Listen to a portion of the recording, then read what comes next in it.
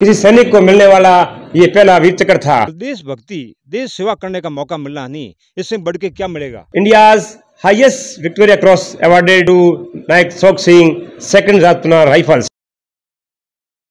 राष्ट्रपति है जगह 1950 में है जगह सम्मानित हो रहा है और वे आर्मी में है जगह 2 राजपुताना राइफल्स 1948 में 2 है राजपुताना राइफल्स से माय रही है। नमस्कार, मुझे जो आज शेरगढ़ के पत्रकार और मीडिया प्रथम वीर चक्र सोक सिंह की स्मारक पे पधारे, मैं आपका हार्दिक स्वागत करता हूं। मेरे फादर प्रथम वीर चक्र सोक सिंह भारत पाक युद्ध 1948 जंगल सेक्टर में इन्होंने असाधारण कार्य करने पर 1950 को भारत के प्रथम राष्ट्रपति डॉक्टर राजेंद्र प्रसाद द्वारा वीर चक्र से नवाजा गया। 1948 में जब युद्ध हुआ तो मेरे फादर प्रथम वीर चक्र सोक सिंह ने 200 पाकिस्तानी के आदमी कमनी को मौत के घाट उतारा। इन्होंने, इनके पास मशीन गन थी।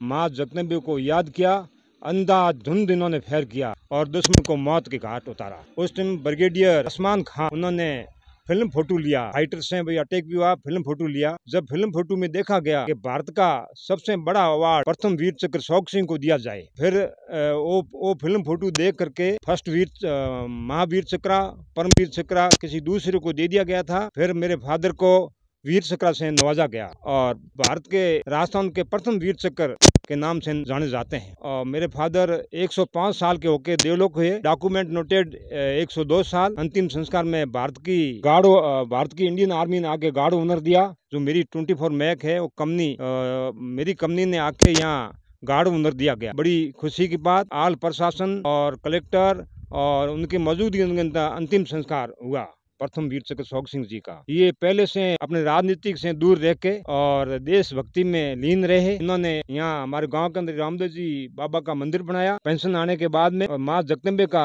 मंदिर बनाया और कई धार्मिक इन्होंने कार्य करते रहे और हमेशा देशभक्ति में ही लीन रहे। वो मेरे फादर ने हमेशा देशभक्ति का ही गीत गाया उन्होंने। और फादर देवलोक होने के बाद में हमारे को बता के उसी रास्ते पर हम चल रहे हैं। फादर की स्मारक स्थल हमने यहाँ बनाया है। हर साल हम पुण्यतिथि 11 अप्रैल को मनाते हैं। आपरे है जगह पिताजी ने राजस्थान रो प्रथम वीर चक्र मिलियो, जो वो वीर चक्र वीरता रे बारे में है जगह अठे गांव में या आपने कटे भी अन्य जगह भी सुनने मिले, जो कितो कहीं गौरवान्वित पल होया करे आपरे वास्ते। हमें बहुत बड़ी खुशी होती है और दिल हमारा जो गौरव से फूल जाते हैं। अभी एक खुशी और हुई क्योंकि हमारे जो जोधपुर कलेक्टर साहब ने इस रोड का नाम प्रथम वीर चक्र सोक सिंह के नाम से नामकरण किया है और बहुत बड़ी खुशी और ऐतिहासिक नाम अमर है। एक है जो आप हमारे पहला बताए, आपरे पिताजी है जो लकी नंबर 11 है जो केड़ो कहीं नाथो जुड़ो है। तो 11 तारीख में 11 तारीख को ही इंडियन आर्मी में भर्ती हुए, 11 तारीख को ही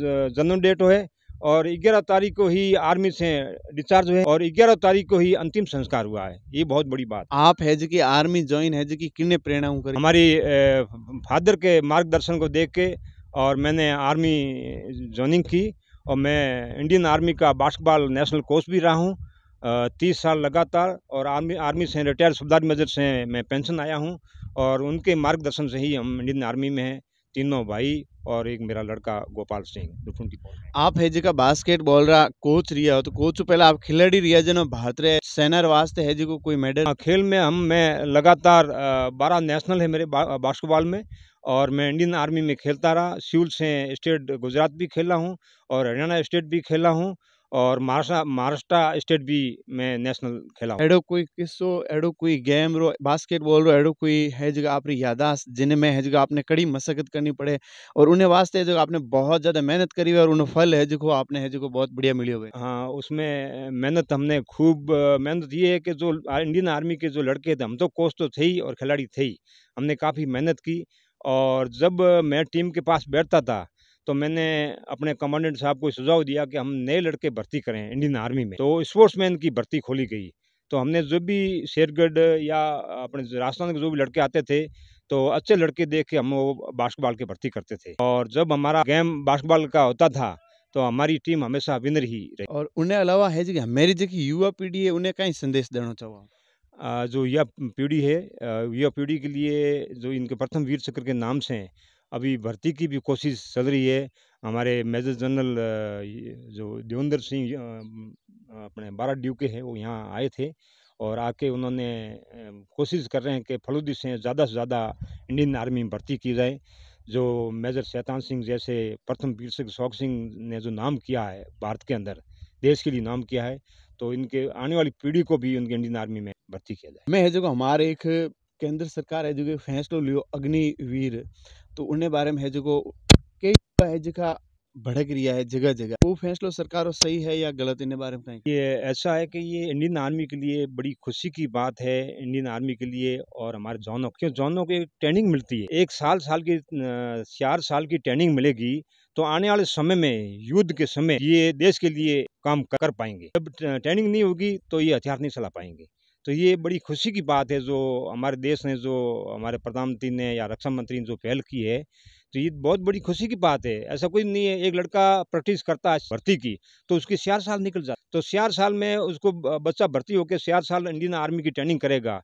एक तो सबसे बड़ा नाम इंडियन आर्मी लगेगा उसके, वो सबसे बड़ा नाम है। पैसा वैसा कुछ नहीं है, देश के लिए इंडियन आर्मी में जो भर्ती होता है वो मैं समझता हूँ सबसे बड़ा नाम है, वो देश के लिए काम आएगा, देश की रक्षा करेगा। तो मैं तो ये समझता हूँ जो ये जो भर्ती खोला है 4 साल की ट्रेनिंग, ये सबके लिए होनी चाहिए। जो बच्चा इंडियन में जो पैदा हो, सबसे पहले इंडियन आर्मी में भर्ती हो, तो उसका अनुशासन बढ़िया रहेगा, उनका फिजिकली फिट बढ़िया रहेगा और आने वाले देश के लिए काम आएगा। तो इन्हें है जो कि युवा पीढ़ी ने आप है जो ज्यादातर आगे आन और इन है जो कि पहल है जो सहयोग करना चाहिए। हाँ, मैं तो ये कहता हूँ कि युवा पीढ़ी पहले जो ये भर्ती हो रही है इस इंडियन आर्मी में शामिल होकर देखें, उसको जज्बे को देखें, देखने से पता लगेगा और अभी कहने से कुछ नहीं होगा। और हमारे देश के लिए बहुत अच्छा पॉइंट है ये, क्योंकि 4 साल में जो लड़के भर्ती होंगे उनको एक पेमेंट भी मिलेगा और कुछ उनको बोनस भी दिया जाएगा इंडियन आर्मी की तरफ से, जो 12 लाख कुछ बताया। तो ये पैसा तो एक अलग चीज़ है, मतलब देशभक्ति, देश सेवा करने का मौका मिलना नहीं,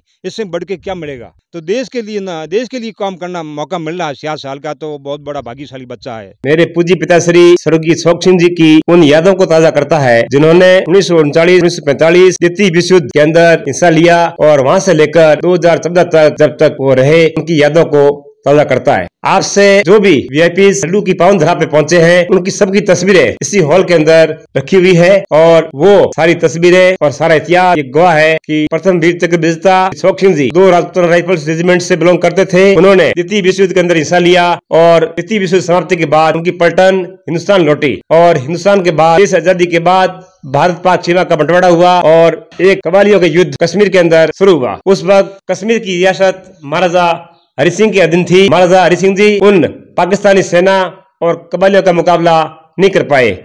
उन्होंने देश के प्रधानमंत्री जवाहरलाल नेहरू को तार भेजा कि मैं भारत के अंदर विलय होना चाहता हूं और उसको स्वीकार किया देश के प्रधानमंत्री ने और भारतीय सेना ने एडवांस करी थी। उस 50 पैरा इन्फेंट्री ब्रिगेड के नीचे 2nd राजपूताना राइफल्स श्री शौक सिंह की यूनिट थी। शौक सिंह जी को वो जिम्मा सौंपा कि .3005 चोटी पर कब्जा किया जाए। उस वक्त पिताजी ने माँ जगदम्बा को याद किया और उस अपनी टुकड़ी का नेतृत्व किया और कहा, बहादुर जवानों, मातृभूमि की रक्षा करने का समय आ गया है, मैं आगे बढ़ता हूँ, आप मेरे साथ चलो। शौक सिंह जी ने माँ को फिर याद किया और .3005 चोटी का गहराई से निरीक्षण किया और अपनी प्लाटून की दोनों सेक्शन बाएं और दाहिने से एडवांस करते हुए वो चोटी के नजदीक पहुंचे। वहां पर उन्होंने एलएमजी से फायर किया, चोटी के अंदर घुस गए। उस वक्त हैंड ग्रेनेड फेंकते हुए उन्होंने .3005 चोटी पर पाकिस्तान की एमएमजी को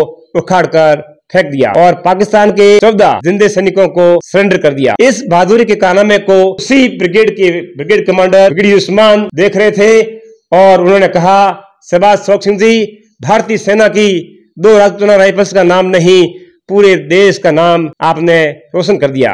और उसी वक्त जो है एक गोला ब्रिगेडियर उस्मान के नजदीक गिरता है और ब्रिगेडियर उस्मान वहां पर घायल हो जाते हैं और उसी वक्त मेरे पिताजी के बाएं हाथ के अंदर गोली लगती है और पेट के अंदर भी गोली लगती है, वो लहूलुहान हो जाते हैं। और उसी वक्त एक हेलीकॉप्टर के द्वारा ब्रिगेडियर उस्मान और मेरे पिताजी को उसी हेलीकॉप्टर द्वारा दिल्ली बेस हॉस्पिटल लाया गया, जहां पर पिताजी का इलाज हुआ और ब्रिगेडियर उस्मान जो है बीच के अंदर मातृभूमि के लिए शहीद हो जाते हैं।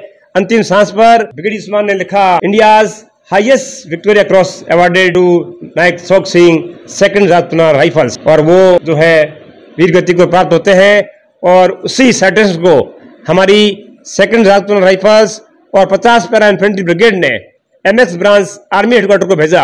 एमएक्स ब्रांच आर्मी हेडक्वार्टर ने वही साइट्रेशन जो है वो प्रेसिडेंट हाउस को भेजा और हमारे प्रेसिडेंट ऑफ इंडिया ने उसको नोटिफिकेशन गजट जारी किया। तो वो 26 जनवरी 1950 देश का पहला गणतंत्र दिवस था और देश के पहले गणतंत्र दिवस पर राजस्थान में किसी सैनिक को मिलने वाला ये पहला वीर चक्र था। प्रथम राष्ट्रपति द्वारा भी ये सम्मान प्राप्त हुआ। वो दिन वो एक इतिहास बन के रह गया। आज हमारे बीच हमारी पत्रकार की टीम हमारी डड्डू की पावन धरा पहुंची है। मैं इन पत्रकार के सभी महानुभावों का हृदय से आभार व्यक्त करता हूं। धन्यवाद। आपने की तो कहीं गौरवान्वित महसूस? मैं अपने आप को बहुत गौरवान्वित महसूस करता हूं और मेरी छाती जो है वो फूल जाती है। हम ही महसूस करते हैं कि हम भी और हमारी आने वाली भावी पीढ़ी भी देश के अंदर सेना में भर्ती हो और पिताजी के पद चिन्ह पर चलकर पिताजी की तरह देश का नाम और अपने पलटन का नाम रोशन करें। आज री है कि युवा पीढ़ी ने आप कई संकेत है। वर्तमान युवा पीढ़ी को कहना चाहता हूं कि जिस तरह से अपनी इस मरुधरा की माटी में जिन वीरों ने अपना नाम कमाकर नाम रोशन किया है, ब्रिगेडियर गड़ा उदय सिंह जी, लेफ्टिनेंट धौकल सिंह जी और इसी फलोदी की पावन धरा के परमवीर चक्र मेजर शैतान सिंह जी, जिनकी प्रेरणा से वो सब जो है सेना की ओर आगे बढ़े और सेना में भर्ती हो।